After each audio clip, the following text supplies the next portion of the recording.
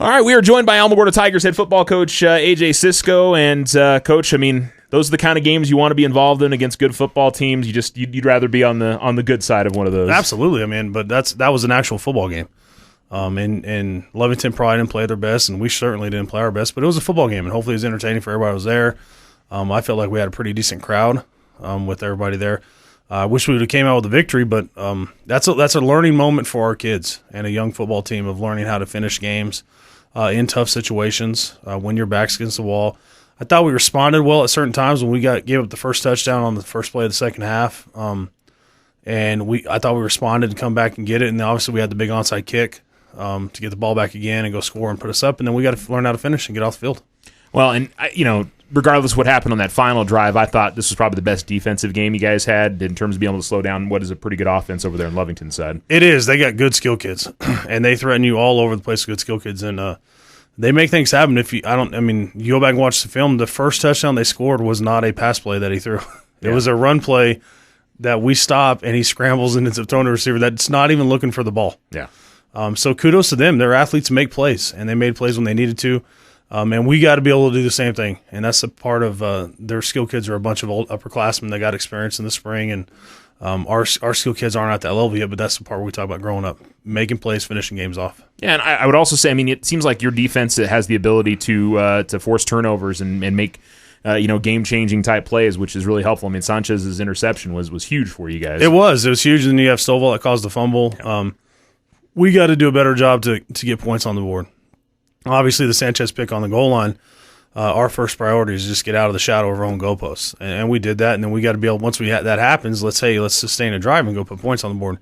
And we didn't do it, and then we had 4 drives that basically killed us on offense. And we felt as a staff and as a football team, we talked about on Monday, we probably left at least 17 points on the field.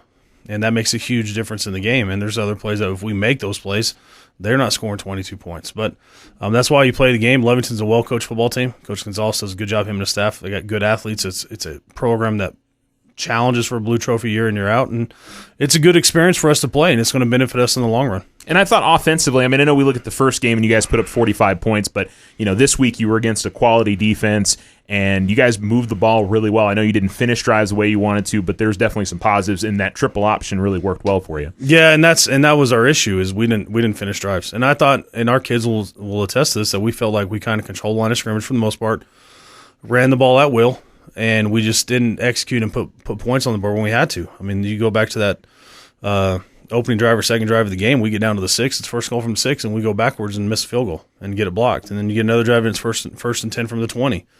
No points. You get the big screen play that we get called back because of a penalty that puts us first and goal at the 2 with a minute and a half left. So that's on us, and that's our inexperience and our youth coming through and not finishing drives. But 2020, I thought we moved the ball well. I thought Mello did a good job running the triple. The biggest fear you have in the triple is putting the ball on the ground. And that's something that we pride ourselves to take care of it in that situation. And our kids did a great job of it with Mayberry and Stovall as our diebacks and even Mello and then our tailbacks. We came up with a new scheme for them to let them block in the triple. But they did a good job adapting to it and running it. We just got to get better at it. There's a lot of things that we did wrong still and still control line of scrimmage. And we showed that with our kids that, we're not blocking this the right way. But because of our physicality and getting off the football, we have a chance for success. And we got to continue to expand on that. Yeah, and I would also say overall, the response of the team after having a really bad week against Los Lunas, it was much better this week. I know it's not what you wanted exactly. It's not a perfect game, but I just thought the speed of the defense and everybody flying to the ball and what you guys are doing offensively, it was a nice response after a bad week too. It was, and that's, the kids are resilient, and not just our kids. You can look at any athlete in Alamogordo High School or any kid, and they have to be resilient in a lot of facets of their life.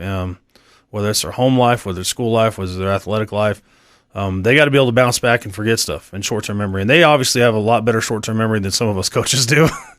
But that's kudos to them, man. I thought our kids responded well. I thought we had a really good week of practice getting ready for Friday night. In the fourth quarter, I mean, you guys were able to, you score and tie up the game. What a gutsy call to go for onside kick there. I mean, was that something that you called from the sideline, or they read out there on the field? No, we called it. Yeah. I mean, it's something that you got to get. Braden's got to do a good job getting a great kick. Stovall did a great job recovering it. And it was just something that we felt was the right time. We talked about it beforehand that we were going to try to take a shot. We felt like they were going to give us a shot at it. And I mean, it's 14-44. What else you gonna do? Yeah. Okay, you can play defense. Let's go try to score and win a game. And we did. We went scored, put points on board. We didn't win the game. We didn't finish the game in the fourth quarter. Yeah. So you guys back at home again this week. You get a Santa Teresa team that played Lovington really tight the first time. You guys got a common opponent in there. And we were chatting a little bit beforehand. Another team with significant size. Oh yeah, they are massive. And Coach Vieira, he doesn't get enough credit for what he's done with that program.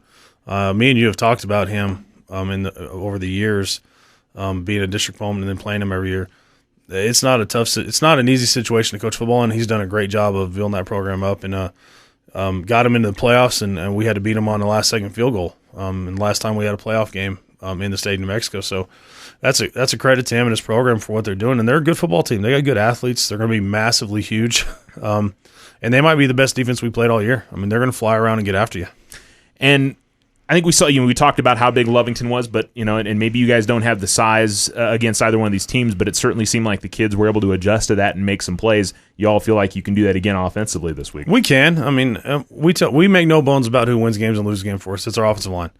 If we don't control line of scrimmage, it's going to be a long Friday night. And I felt like we controlled line of scrimmage on Friday, and they gave us a chance to win, and we didn't make the plays, and our linemen will wear that personally, that we didn't do enough. And we got to have that same mentality come Friday. Like we don't care who's on the other side of the ball against us. We're going to get off. We're going to strike. We're going to be physical, and that's how our whole mindset and attitude offensively is. We're going to be tougher than everybody else. Yeah, and we were just talking about with defense making plays. I mean, this is another team that if you guys can make some plays again and get some turnovers, at times that's been something that's been a struggle for Santa Teresa offensively. It has, and they quelled it back. But that first game against Lovington, I want to say they had 7 or 8 turnovers. I believe it was 8.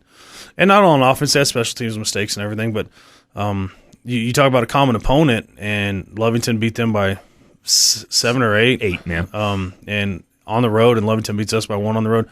So I think we're pretty equal football teams. It's going to be about our physicality up front. Can we control the line of scrimmage? Can we create turnovers? And then the biggest thing is when we get those turnovers, do we capitalize on them? Do we put points on the board? Do we sustain drives? The biggest thing is we can't go 3 and out after turnover.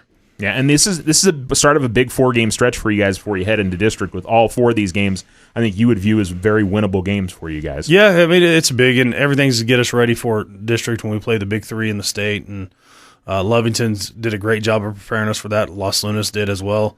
And Santa T's going to be a huge one to get us ready. And then you get Gadsden, Deming, Chaparral, and then a bye week. And hopefully we can get some kids back and healthy. At some point this year, hopefully we get to play with our best kids on the field. At some point that'll happen. I don't know when that is yet, but we're excited, man. This is a big stretch for us, like you said. It's a chance that we got to have to go and be able to play well and make sure every Friday night we leave with a good taste in our mouth. All right, that we're growing and getting better. Yeah, we'll see if that happens this week, and good luck against Santa Teresa, Coach. Appreciate it, man. Go Tigers. All right.